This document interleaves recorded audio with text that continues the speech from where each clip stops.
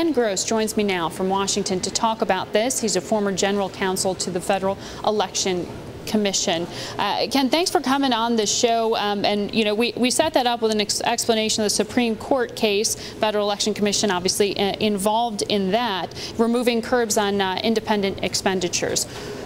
Why, answer the Vice President's, implication there. Why shouldn't the public know where the money's coming from? Well, the public should know where the money's coming from because money influences elections, and we want to know who's behind the money that's trying to influence these elections. Are they corporations? Are they individuals? Are they conservative? Are they liberal? It's helpful to know the source. Plus, these people and entities are going to have influence with the candidates that they're helping. So you want to know which ones have been responsible, perhaps for getting someone elected. There's where the favors are likely to go once a person gets in office. So was that an agreement that a ruling that you agree with in terms of how the Supreme Court decided on this to remove some of those curbs?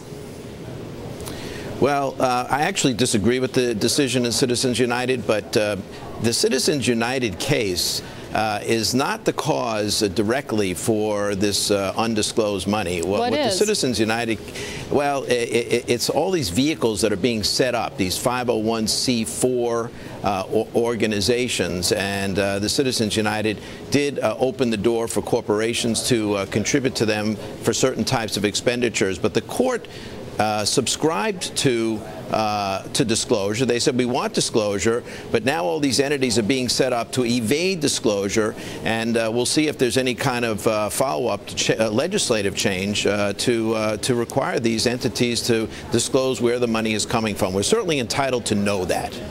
Well, coming back to that decision, and I understand your point that it's not clear-cut in terms of the influence, but coming back to the decision, independent campaign expenditures by U.S. subsidiaries of foreign firms are perfectly legal under that decision as it's understood. So all this implication about, foreign influence on donations and perhaps election outcome, is that misplaced?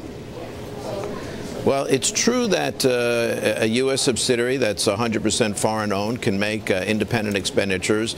Most of them aren't doing it directly, but they are funding perhaps trade associations, Chamber of Commerce, or other groups out there that you mentioned at the top of this piece, American Crossroads, those are American entities. In my view, they are entitled to make those expenditures. My problem is this disclosure issue that you mentioned. I think a democracy requires disclosure of where the money's coming from, and the failure to have it in these 501c organizations that are being set up is really thwarting what we should know in terms of millions of dollars influencing this election.